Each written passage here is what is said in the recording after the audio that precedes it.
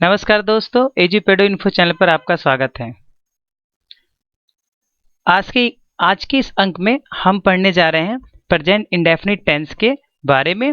और आज का हमारा जो सब्जेक्ट रहेगा वो रहेगा नेगेटिव सेंटेंसेस। इससे पहले वाली वीडियो में मैंने आपको प्रेजेंट इंडेफिनिट टेंस के अफर्मेटिव सेंटेंसेस के बारे में बताया था। और अफर्मेटिव सेंटेंस का मतलब होता है सिंपल सेंटेंस। इस भाग में हम आपको बढ़ाने जा रहे हैं कि नहीं के साथ कैसे हम प्रेजेंट इंडेफिनिट टेंस का यूज कर सकते हैं। जैसा कि मैं पहले ही बता चुका हूं कि प्रेजेंट इंडेफिनिट टेंस की जो पहचान है वो होती है कि वाक्य के अंत में ता है, ती है या ता हूं या ते है आता है।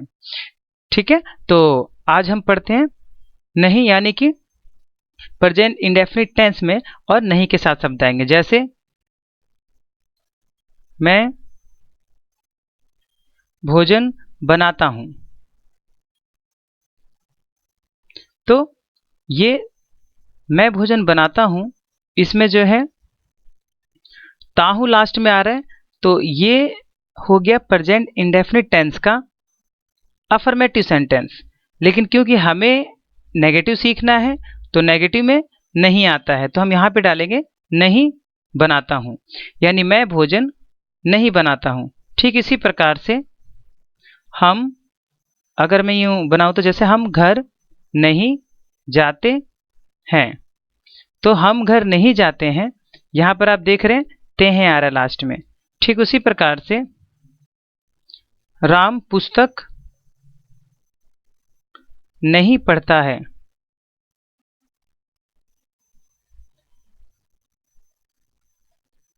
राम पुस्तक नहीं पढ़ता है, तो ये जो है कुछ ऐसे सेंटेंस हैं जिसमें नहीं आ रहा है।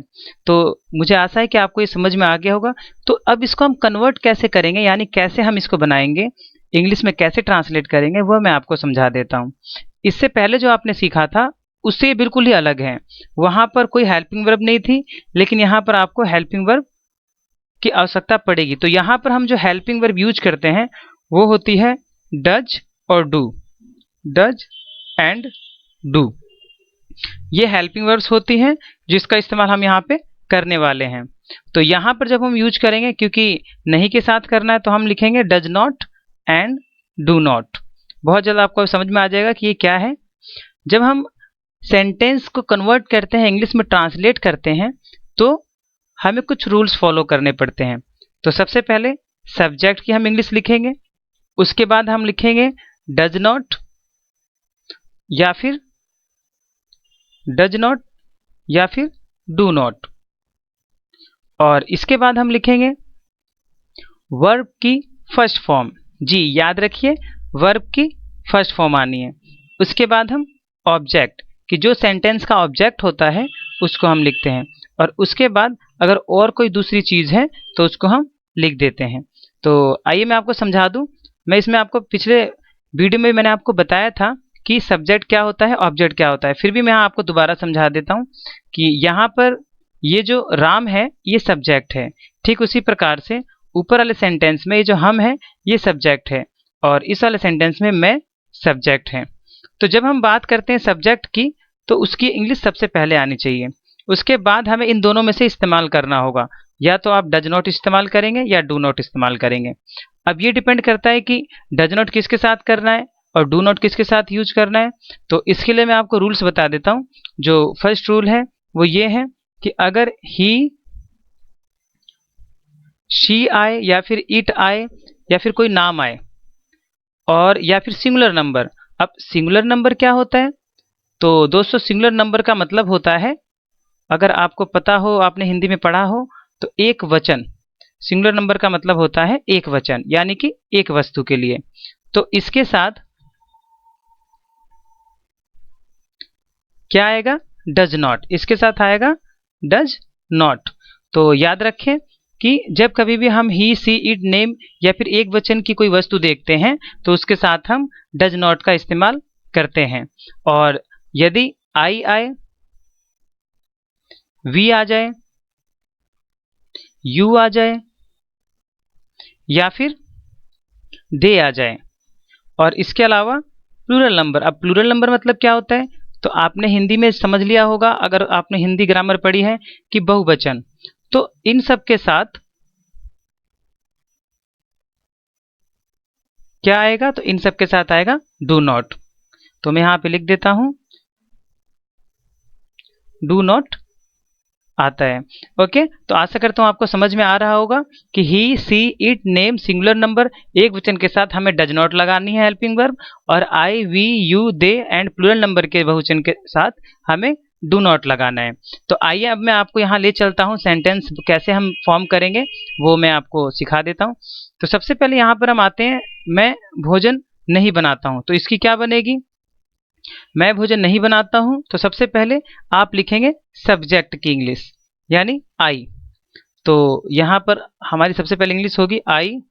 उसके बाद मैंने अभी आपको नीचे यहाँ पे लिख के दिखाया है कि आई यहाँ पे लिखा है सेकंड वाले में, यानी हम इसके साथ यूज करेंगे क्या, आई यहाँ लिखा हुआ है देखिए, इसके साथ मैं यूज करूंगा क्या, डू नॉट।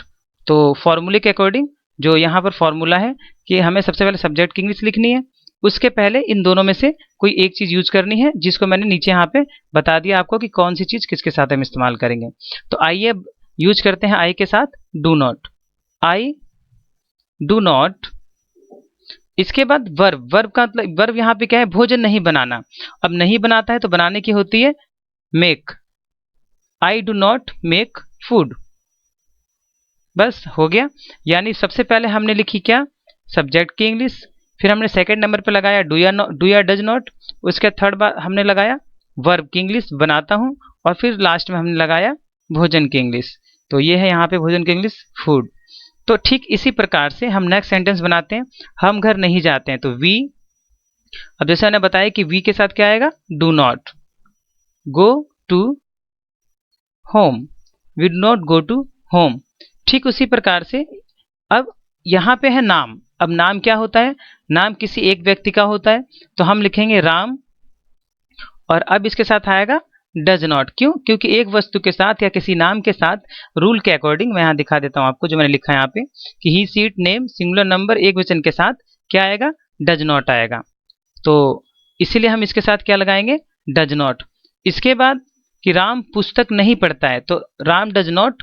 अब वर्ब, वर्ब की इंग्लिश क्या होगी, यानी पढ़ने की इंग्लिश यहाँ क्या होगी, read, Ram does not read book. अब ऑब्जेक्ट की इंग्लिश हमने लिख दी। तो इस प्रकार से हम बना सकते हैं प्रेजेंट इंडेफिनिट टेंस के नेगेटिव सेंटेंसेस को। तो आशा करता हूं दोस्तों आपको ये वीडियो बहुत अच्छी लगी और समझ में आई होगी।